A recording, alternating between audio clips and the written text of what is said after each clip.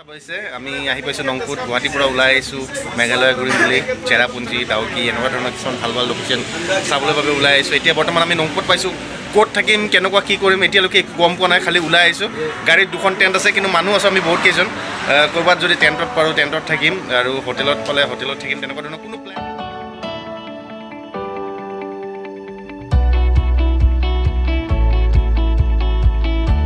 আছে মোৰ বন্ধুজন বিৰাজ নাগ আমি একেলগে আহিছোঁ এই ট্ৰিপটোত মানে হঠাতে ৰাতি প্লেন হ'ল আজি আমি মেঘালয় ফুৰিম বোলো ওলাই আহিছোঁ কোনো একো প্লেনিং নোহোৱাকৈ গতিকে বিৰাজ আমি আজি ৰাতি ক'ত থাকিম কেনেকুৱা ধৰণৰ কি প্লেন এতিয়া আমি গৈ আছোঁ যোৱাৰ পিছতে ভালখিনি এটা জেগা চাই আমাৰতো চিন্তা নাই ন ল'ৰাবোৰ আছে টেণ্ট চেণ্ট লগাই য'তে ত'তে হৈ থাকিম আৰু পূৰা এনজয় এতিয়া পিছে ইয়াত কি কৰিবলৈ ৰখিছা এই দোকানটোত কিয় সোমাইছোঁ ৰখি আছোঁ কিবা ব্ৰেকফাষ্টৰ কাৰণে কিবা কিবি বস্তু লৈ আছে মোৰ লগৰ সেইটো কাৰণে আমি গাড়ীত আনিছোঁ চিলিণ্ডাৰ আৰু বাৰ্ণাৰ চাৰ্ণাৰ এভৰিথিং আমি লৈ আহিছোঁ আৰু এজনৰ ব্লগ কৰি আছে তাতে ব্লগ বনাই আছে মোৰ লগত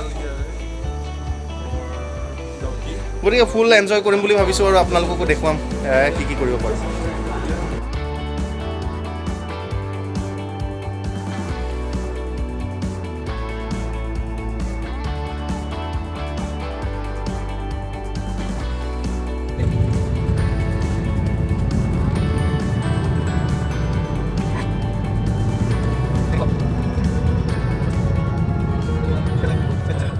ঘূৰি আহি পেলাই এতিয়া যোৱাই ৰাস্তাত পাইছোঁ আৰু আমি হোটেলত আহিছোঁ এতিয়া খাবলৈ কাৰণে যেনে পাইছোঁ এয়া হোটেলত আমাৰ গ্ৰুপ একচুৱেলি মোৰ লগৰজনৰ আগৰ পৰা চিনাকি আছে এখন হোটেলত ফোন কৰি পেলাই মানে জনালে যে এনেকুৱা আমি গৈ আছোঁ অলপ দেৰি হ'ব পোৱাটো খাবলৈ কাৰণে গতিকে তেওঁলোকে ৰেডি কৰি ৰাখিছে অলপ পিছতে খাবলৈ পাম আৰু ভোক লাগিছে একো ৰাস্তাত খাবলৈ পোৱা নাই আৰু ইয়াৰ পৰা যাম ক'ত যাম কি কৰিম নেক্সট প্লেনটো এই হোটেলৰ পৰাই কৰিম এই হোটেলটো মই দেখুৱাইছোঁ এনেকুৱা আছে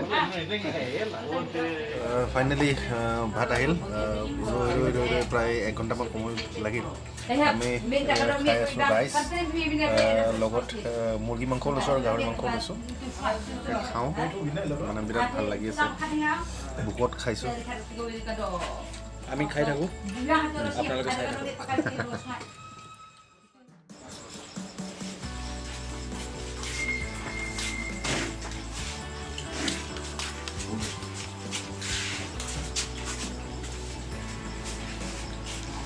हो गया समोलुन खाना केने रहिছে জেদ एकदम बढ़िया কি খাইছা ইয়াত আমি চিকেন আৰু পৰ্ক খাইছোঁ গাহৰি লোকেল ষ্টাইলত ট্ৰাইবেল ষ্টাইলত মই ভাল লাগিছে কিমান ধুনীয়া ভালনে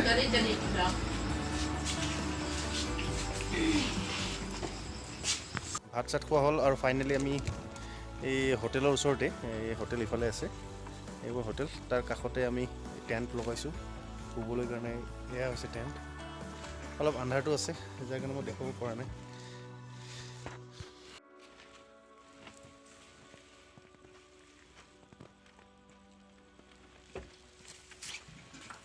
এনেকুৱা হ'ব বুলি জানি বুজিয়ে ঘৰৰ পৰা টেণ্ট লৈ আনিছিলোঁ আৰু এটা লগাইছোঁ ইয়াতে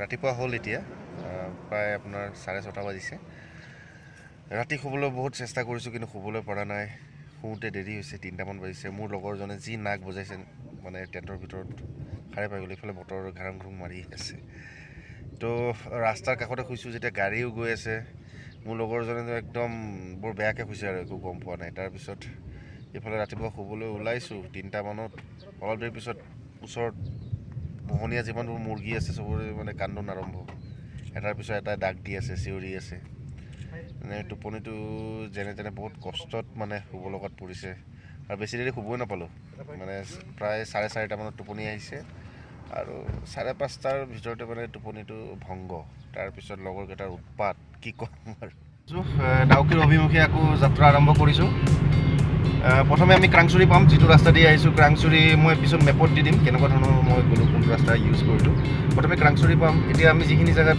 ৰ'লোহি মানে একচুৱেলি শ্বিলং বাইপাছ বুলি কয় অঞ্চলখিনি তাৰ পৰা ক্ৰাংচুৰি প্ৰায় 1.5 ঘণ্টা সময় দেখুৱাই আছে তো ৰাতিপুৱাই শুই উঠি ওলাইছোঁ মুখ এতিয়ালৈকে ধোৱা নাই কিন্তু দেই একদম মানে মুখ ধুই অলপ পিছতে মুখ ধুম আৰু তাৰমানে ৰখি থাকিব সময় নাই আৰু আমাৰ এখন গাড়ী মোৰ ফ্ৰেণ্ডৰ গাড়ী এখন অলৰেডি আগত গৈ আছে গতিকে তাকো লগ কৰিব লাগে গতিকে এয়া মোৰ ফ্ৰেণ্ডছ গাড়ীত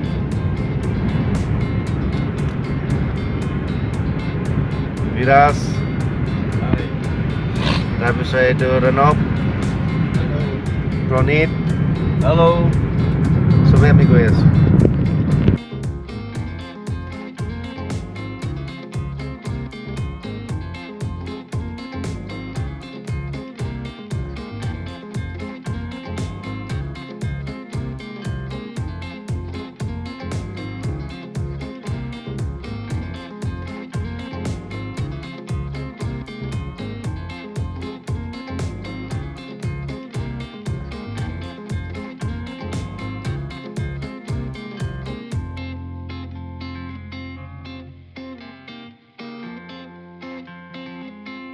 ডাউকি যোৱা পথত ইমান ধুনীয়া এটা গুহা পাইছোঁ। গুহা মানে একচুৱেলি কি ক'ম, মানুহ সুৰংগ টাইপ বনাইছে, ইফালৰ পৰা সিফালে ওলাই যাব পাৰে, কিবা হয়তো খান্দিছিলে, খান্দোতে এনেকৈ হৈছে। এটা ভাল লাগিল আৰু সেইটো কাৰণে ভিডিঅ'টো ইয়াতে তুলিলোঁ।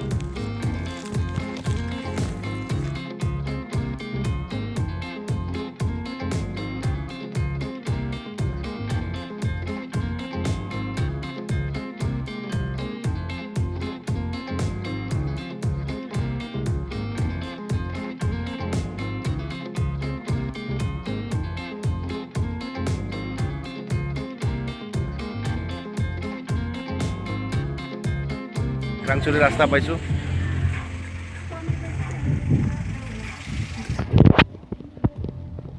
समुदन बोलो ट्रिप कैसा रहा? बढ़िया बढ़िया रहा। सुबह में तो थोड़ा रेस्ट दिया, हाँ। रेस्ट पे लेके लैम्बोर्गिनी चला गया बाकी ये है मेरा कार। अभी दिखाई दिया এতিয়া দেখুৱাইছোঁ মোৰ গাড়ীখন। এইখনত মই ড্ৰাইভ কৰি আছোঁ আৰু এইখন মোৰ লগৰ ফ্ৰেণ্ডৰ সমুদন বুলি, হাফলঙৰ হয়।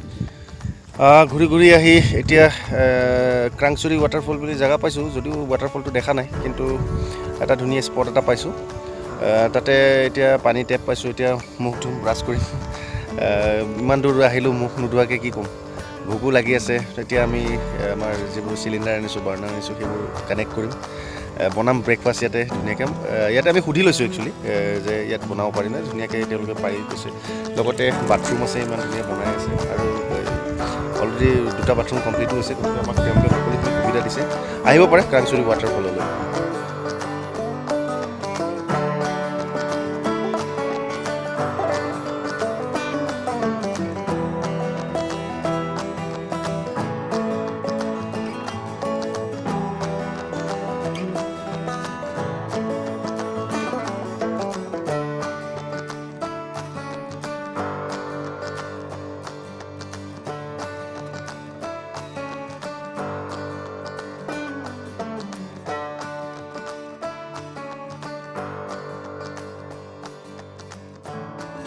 আমাৰ খানা ৰেডি হৈছে। খানা এতিয়া আমি খাইছোঁ, মানে বনভোজ আৰু বনভোজ বুলি ক'ব পাৰে। মুৰ্গী মাংস, মুৰ্গী মাংস আৰু ভাত একদম ধুনীয়াকৈ আজি পিকনিক হিচাপে খাইছোঁ। সন্মুখত বহুত ধুনীয়া লোকেশ্যন আছে, আপোনালোকে দেখাব পাৰে। পূৰা ঘূৰাব পৰা নাই, যিহেতু মোৰ এখন হাত বিজি হৈছে।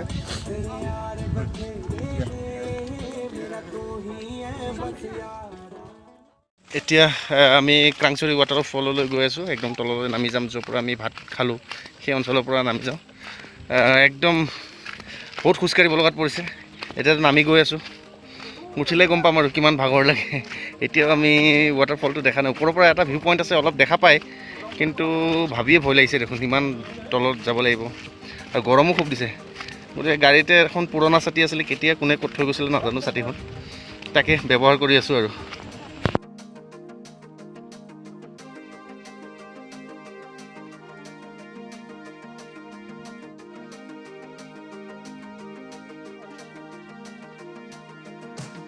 ক্ৰাংচুৰী ৱাটাৰফললৈ আহি এটা বস্তু দেখা পালোঁ, য'ত আমি ভাত খাইছিলোঁ, গাড়ীও ৰখাইছিলোঁ, পাৰ্কিং প্লেচ, খুব ডাঙৰ এটা জেগা, পাৰ্কিঙৰ কাৰণে ধুনীয়া সুবিধা আছে।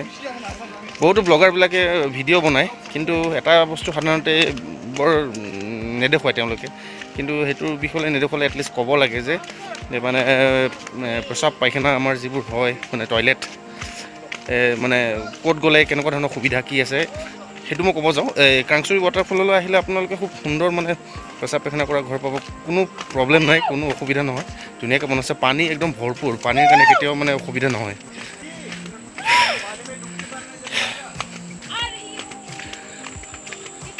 আৰু এইটোৱে ক'ব বিচাৰোঁ যে একেবাৰে আপোনালোকে 5 ষ্টাৰ হোটেল কেটেগৰীৰ দৰে মানে ইয়াতে টয়লেট ঘৰ নাপালেও এটলিষ্ট মানে আপোনালোকে ধুনীয়াকৈ আপোনালোকক কাম চলাব পাৰিব।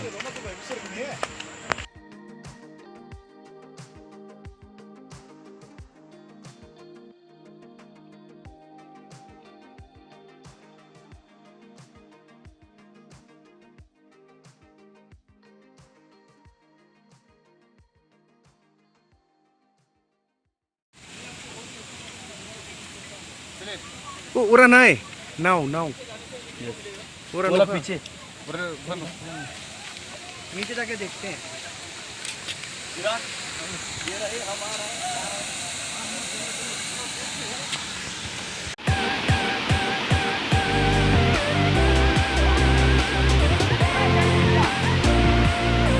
ক্ৰাংচুৰি ৱাটাৰফলত আহি পাইছোঁ। মোৰ পিছত আপোনালোকে বেকগ্ৰাউণ্ডত দেখাই পাইছে কি ধুনীয়া ৱাটাৰফল, পানী পৰি আছে আৰু বহুতো মানুহ ইয়াত সাঁতুৰি আছে। মোৰ পিছফালে আপোনালোকে দেখা পাব পাৰে, এই দেখিছেনে সাঁতুৰি আছে লাইফ জেকেট ইউজ কৰি,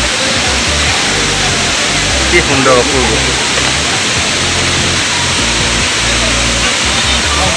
ফাইনেলি ক্ৰাংচুৰি ৱাটাৰফলত আহিলোঁ আৰু লাইফ জেকেট লগাই এতিয়া সাঁতুৰি আছোঁ, খুব মজা লাগিছে। বতৰ আজি গৰম আৰু ইমান ধুনীয়া ৱাটাৰফলৰ পৰা পানী পৰি আছে, একদম ভাল লাগিছে সাঁতুৰি পেলাই। আপোনালোকে আহিব পাৰে, বেছি নলয়, গেটত সোমাওঁতে আপোনাৰ 30 টকা, 40 টকা লয় গেটত সোমাওঁতে, আৰু লাইফ জেকেটৰ কাৰণে 30 টকা বাছ। 40 টকা আৰু 30 টকা আপোনাৰ 70 টকাত আপোনাৰ ধুনীয়াকৈ ইয়াত হৈ যায়।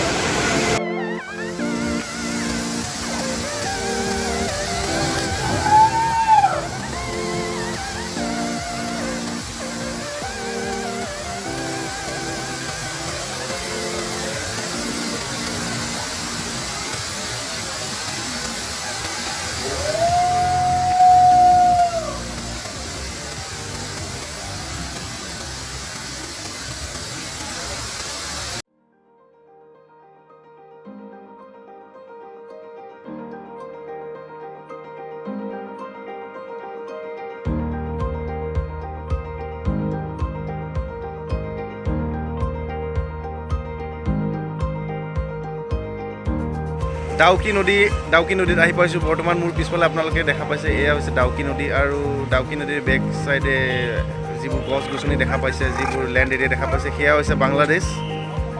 এক চাইডে বাংলাদেশ আৰু এক চাইডে হৈছে আমাৰ ভাৰতবৰ্ষ। এই ডাউকি নদীয়ে মাজত বিভক্ত কৰিছে দুখন দেশৰ সীমাক ডাউকি নদীয়ে বিভক্ত কৰিছে।